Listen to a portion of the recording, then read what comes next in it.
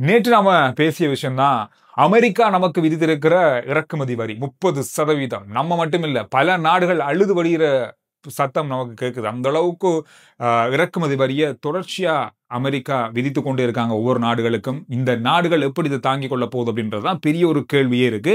வரும் நாட்கள்ல இது அமெரிக்காவுக்கு எதிராகவே திரும்பக்கூடிய வாய்ப்பு நிறைய இருக்கு. இதனால அமெரிக்கா பெரிய அளவான சிக்கலை எதிர்கொள்ளலாம் அப்படின்னு சொல்லி எதிர்பார்க்கப்படுது. அமெரிக்காவுக்குள்ளேயே அமெரிக்க ஜனாதிபதி டொனால்ட் ட்ரம்புக்கு இப்ப பெரிய அளவான எதிர்ப்புகளும் ஏற்பட ஆரம்பித்திருக்கு. இது எங்க போய் முடிய போகுதுன்னு தெரியல. பார்ப்போம், பொறுத்திருந்து பார்ப்போம் அப்படின்ற மாதிரி தான் பல நாடுகள் இப்பொழுது ஒரு இடத்துக்கு வந்திருக்காங்க. இது இப்படி இருக்கும்போது இன்றைக்கு இலங்கைக்கு ஒரு பெரிய ஒரு மகிழ்ச்சியான செய்தி அப்படின்னு தான் சொல்லலாம். இது ஒரு நல்ல ஒரு விஷயமாக இருக்கும். இலங்கையினுடைய ஆடை ஏற்றுமதிக்கு யூகே, பிரித்தானியா ஆடை ஏற்றுமதி, அதாவது அங்க அவங்க இறக்குமதி செய்யற அந்த வரியை, இலங்கையிலிருந்து இறக்குமதி செய்கின்ற வரியை முற்றாக நீக்கியிருக்காங்க. கிட்டத்தட்ட சைவர் தான், எந்த விதமான வரியும் இல்ல. பல விஷயங்களுக்கு, குறிப்பா ஆடை இறக்குமதிக்கு யூகே இந்த சலுகையை கொடுத்திருக்காங்க. இது இலங்கைக்கு மட்டுமில்ல, வளர்ந்து வருகின்ற பொருளாதார வளர்ச்சியில் இருக்கின்ற ஆரம்பகட்ட நாடுகளுக்கான சலுகை அடிப்படையில் 65 நாடுகளுக்கு இந்த சலுகையை வழங்கியிருக்காங்க. அதுல இலங்கையும் உள்ளடக்கப்பட்டிருக்கு. இந்த அடிப்படையில யூகே அல்லது பிரித்தானியாவுக்கான இங்கிருந்து ஏற்றுமதி செய்யற ஆடைகளுக்கான இறக்குமதி வரியை இல்லாம செய்திருக்காங்க. இது ஜனவரி 2026 இருந்து வரப்போகுது. இதுல சொல்லப்பட்டிருக்கிற விஷயம் என்னன்னு சொன்னா, அமெரிக்கா சொன்ன விஷயத்துக்கு எதிராகவே இருக்கு. அடுத்த பக்கம் இருக்கு. காரணம், ஆசிய நாடுகளிலிருந்து எடுக்கப்படுகின்ற மூலப்பொருட்களை வைத்து இங்க ஆடை உற்பத்தி நடக்குது இலங்கையில. இதை உற்பத்தி செய்து தரமான ஆடைகளை அமெரிக்காவுக்கும் யூகேக்கும் இலங்கை ஏற்றுமதி செய்யறாங்க. அமெரிக்கா தான் முதலிடத்துல இருக்கு ஏற்றுமதியில, நம்மளுடைய நாட்டில இருந்து எடுக்கிறதுல. அதோட 2வது இடத்துல யூகே இருக்காங்க. இது ஒரு பெரிய ஒரு இடமா, பெரிய ஒரு விஷயமா இப்ப பார்க்கப்படுது.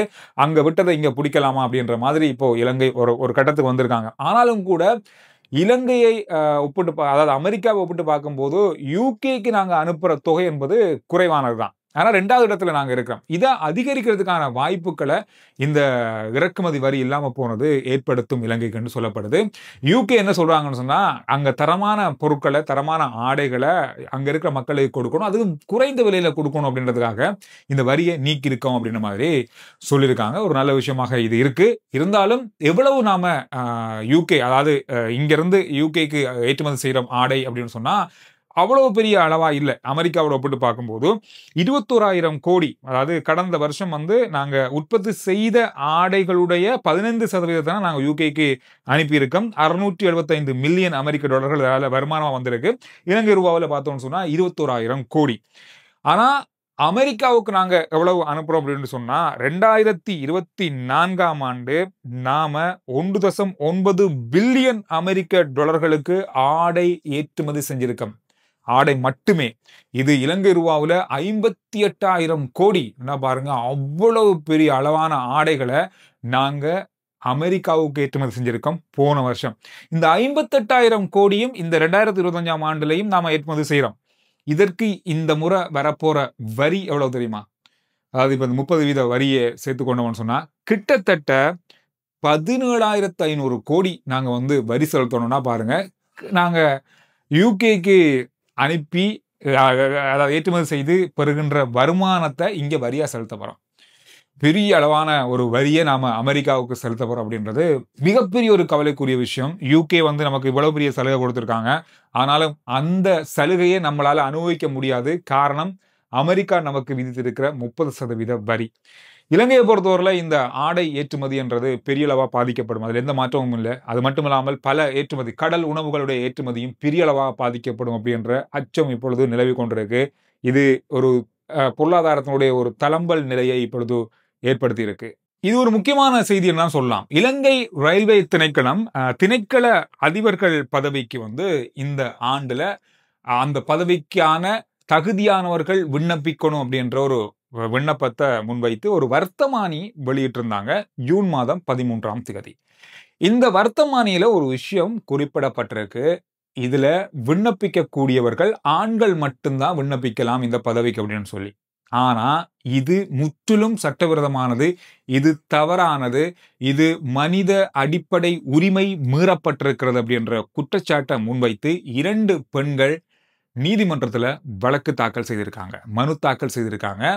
என்ன அவங்க சொல்லியிருக்காங்கன்னு சொன்னா, இது அடிப்படை உரிமை முற்றுமுழுதாக மீறப்பட்டிருக்கிறது. ஒருவருக்கு அவங்களுடைய விருப்பப்படி வேலை செய்யறதுக்கு அவங்களுக்கு உரிமை இருக்கு. 2 பாலினத்தையும் சமமான அடிப்படையில சட்டத்தின் அடிப்படையில மதிக்கணும். அந்த மதிப்பை வந்து இந்த வர்த்தமானி மீறி இருக்கிறது. உடனடியா இதை ரத்து செய்து 2 அல்லது ஆண்கள் மட்டும்தான் அப்படின்றத அகற்றணும் அப்படின்ற ஒரு கோரிக்கையை முன்வைத்து இந்த மனு தாக்கல் செய்திருக்காங்க. இந்த வர்த்தமானியுடைய வெளியீட்டின் காரணமாக பெண்களுடைய அடிப்படை உரிமை முற்றுமுழுதாக மீறப்பட்டிருக்கிறது அப்படின்ற ஒரு பெரிய குற்றச்சாட்டை இவங்க முன்வைத்திருக்காங்க. இதை விசாரித்து இதற்கான தீர்வு வேணும் அப்படின்ற ஒரு அடிப்படையில் இந்த மனு தாக்கல் செய்யப்பட்டிருக்கிறது.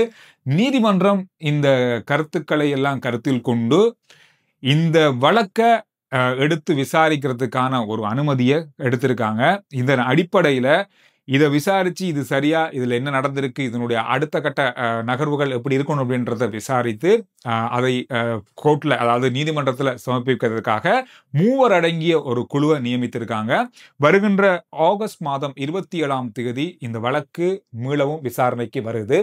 இது ஒரு பெரிய அளவா வந்து முன்வைக்கப்பட்டிருக்கின்ற மனித உரிமை அடிப்படை மீறல் அப்படின்ற ஒரு பெரிய குற்றச்சாட்டு பெண்களால், 2 பெண்களால் முன்வைக்கப்பட்டிருக்கு.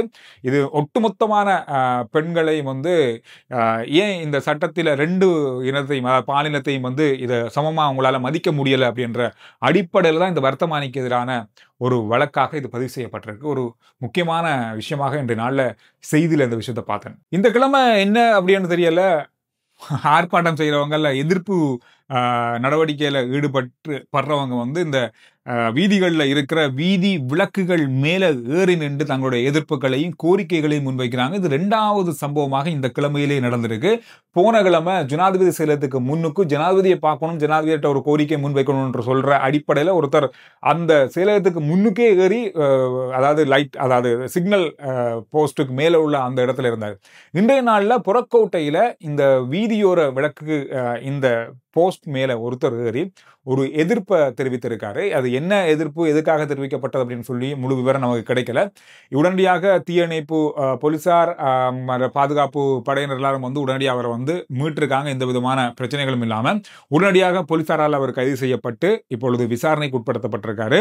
என்ன, எதுக்காக இந்த விஷயம் நடந்தது அப்படின்ற ஒரு விசாரணை நடந்து கொண்டிருக்கு. அது மட்டும் இல்லாமல் பொதுவாக பேசப்படுது, இது ஏதோ ஒரு கோரிக்கையை முன்வைத்து தான் இந்த இளைஞர் இந்த போஸ்ட்டுக்கு மேலே ஏறி இந்த எதிர்ப்பை தெரிவித்திருந்தார் அப்படின்ற மாதிரி சொல்றாங்க. இது எப்படி என்று முழுமையான விவரம் இன்னும் வரல. ரைட், இது 2வது சம்பவம்ன்றபடியாக உங்களுக்கு ஞாபகப்படுத்தினேன். இந்த கிழமையிலே நடந்திருக்கு.